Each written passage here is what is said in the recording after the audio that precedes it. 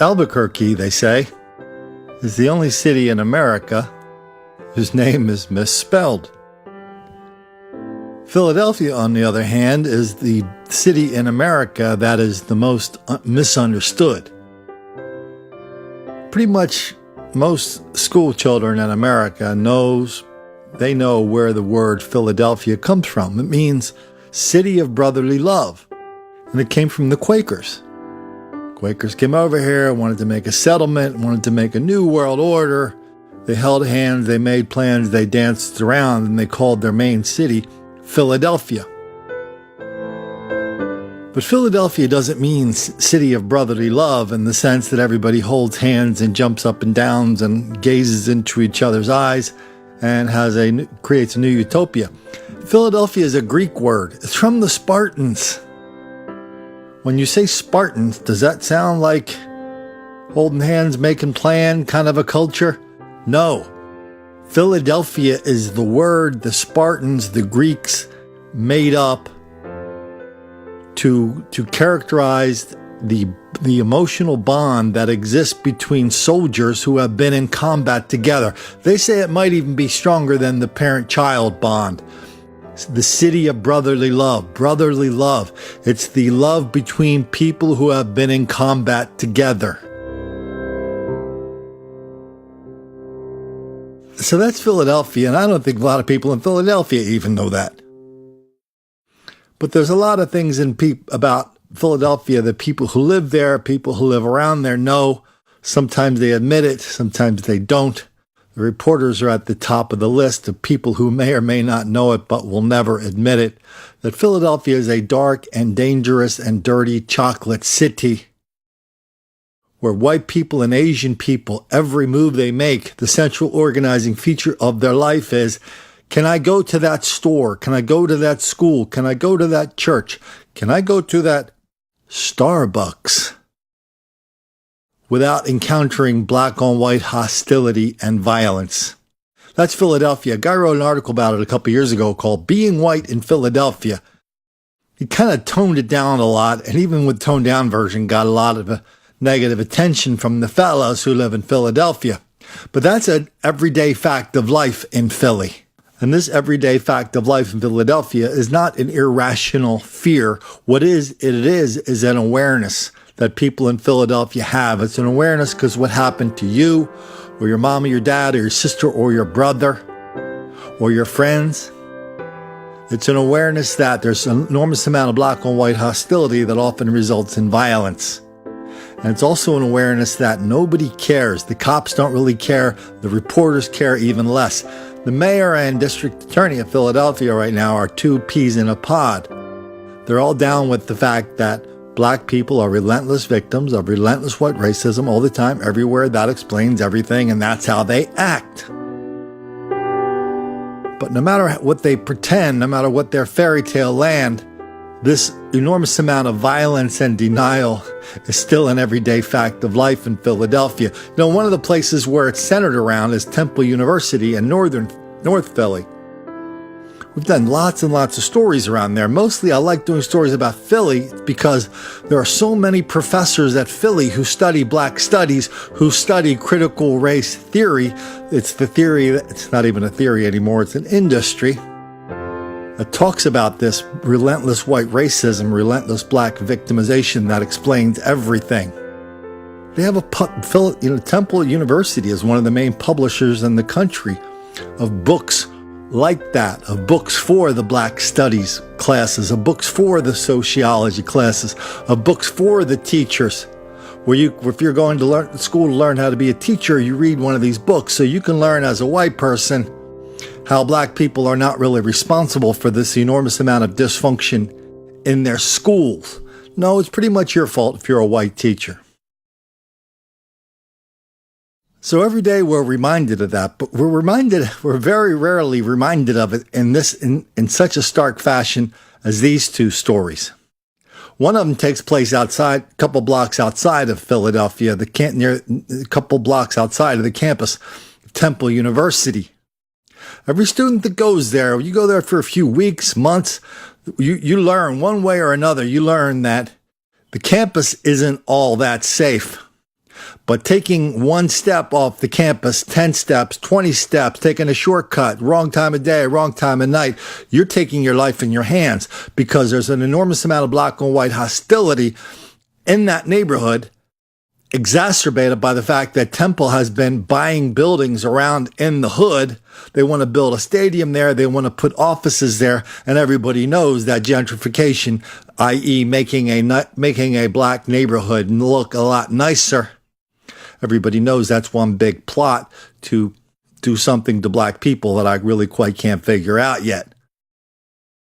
So that's how the students at Temple roll. So last night, in the last 48 hours, there was a party at Temple. This was a party of black people. It was not students. But at least three people got stabbed. I think one person died. There was gunshots. There were stabbings. And the people in the neighborhood are trying to blame the gunshots and the stabbings and the nonstop violence and threat of violence in that neighborhood. They're trying to blame it on the students from Temple. They're trying to blame it on these little white kids that come to school to try to, to learn what it's like in the real, what it's like in the real hood. Get a load of this story. The big story in Action News is a night of violence just off the campus of Temple University. A gunman opened fire outside of a party, leaving a man and a woman dead and a third person injured. Action News reporter Bob Brooks is live at police headquarters with details. Bob. Yeah, Walter, good evening. This is a real tragedy. We're talking about two young people who lost their lives, 20 and 21 years old. And to make this even worse, this shooting happened just outside of a building where many Temple students call home. Witnesses describe moments of chaos. We looked out the window. It was one person laying on the pavement right there. And there was somebody laying in the street right there. They running, screaming? Yeah. I called the cops. But by that time, it was too late. The bullets were fired. How many gunshots would you say? About 8 or 9. Police say two people were shot and fatally wounded and another shot in the leg. It happened outside of this apartment building in the 1800 block of West Diamond Street just after midnight. Scott Peacock is a student at Temple and lives in one of the units inside. He was at home trying to study for finals. Man, when I heard those gunshots, I knew to stay back in my room. Detectives say a 20-year-old woman was shot in the back and a 21-year-old man was shot in the head. They were both taken to Temple Hospital but died. Peacock says when he heard the bullets, he took cover.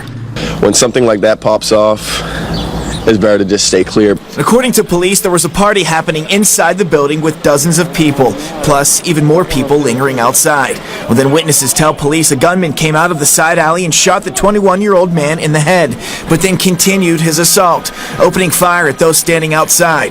That's when the young woman was hit in the back and a second 21-year-old man in the leg. We also spoke with another Temple student who lives at the building. She, as well as several neighbors, says the parties on Diamond Street have been out of control. They need to relax. They need to chill. College kids, they always have parties. It be crazy parties right here.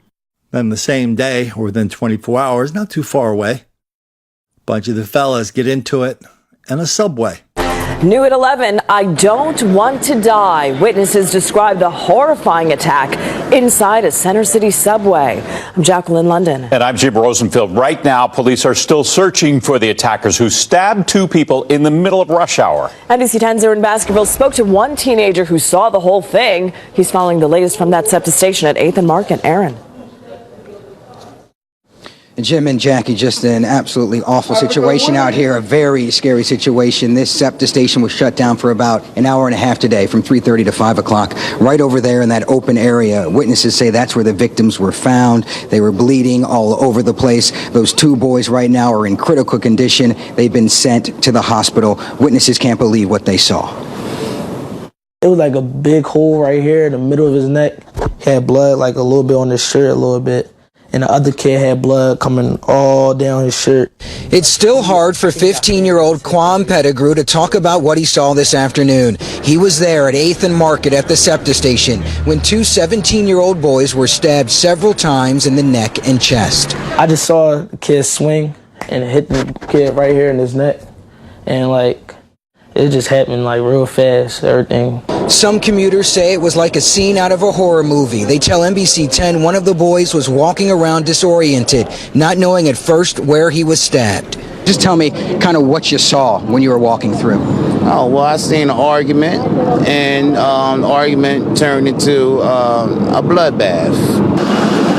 Officers guarded the station during the busy afternoon commute. They believe a teen boy and teen girl hopped an eastbound train and got away. A routine afternoon trip to the dentist for Pettigrew has now turned into an unforgettable day. He was saying, I just don't want to die right now. I really don't want to die. And all the reporters and everybody there try to pretend this is something they don't really expect in Philadelphia. When we know that when you find the subway police chief, we've done stories with that exact guy, he'll come out and admit that yes, this is the kind of thing that happens here every day. Violence, violence, violence, threats of violence, more violence. The central organizing feature of life in and around that SEPTA train is, can I ride that train to my house or to my job or to my work without going through a black neighborhood? Because if you go through a black neighborhood, that means bad business for you. That's not being afraid. That means being aware. Being aware that what you're about to see is something people in Philadelphia see and hear about every day, but now they shrug their shoulders. So that's Philadelphia. That's a city of brotherly love. It's always been rougher around the edges than some of its higher class counterparts like New York or Philadelphia or Washington, D.C. The people who live there, they take pride in that roughness as well.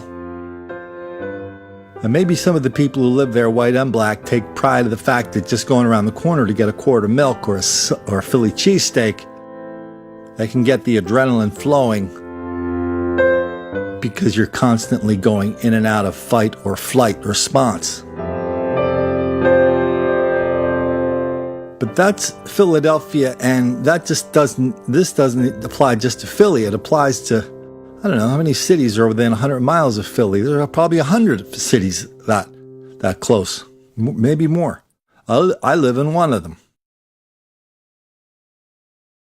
And this kind of black on white hostility, black criminality is a central organizing feature of life for everybody in the region. I'm going to do a story about what happened on my block. I'll do this tomorrow. I'm going to do a story about what happened on my block during my 30 days out in beautiful Southern California. I come back here, sitting out my front steps, smoking a cigar with True to Roof. All of a sudden, people from blocks around started coming. Some people know who I am, coming from blocks around and saying, Colin, this happened, that happened, this happened, that happened. And the cops don't do a damn thing about it. That's the way they roll in Philly now. It's the new Jim Crow. Too many black people in prison for no reason whatsoever. And I didn't go to law school. I didn't become a cop. I didn't become mayor. I didn't become a district attorney to be a part of that. That's why that's why in Philadelphia, the district attorney announced just a few weeks ago, we're not going to arrest shoplifters. We're not going to arrest low-level assaults. We're not going to roll to the corner store when somebody's in there shoplifting or hassling the Asian shopkeeper. We're even going to force you to take the plexiglass out of your store, because when you're in the middle of a ghetto with an enormous amount of black violence, putting up plexiglass to protect the Asian shopkeeper is some kind of insult to the Asian shopkeeper, because the Asian shopkeepers don't have any idea that crime is the new black entitlement, and taking down the plexiglass or keeping up the plexiglass is guaranteed to make the black kids angry.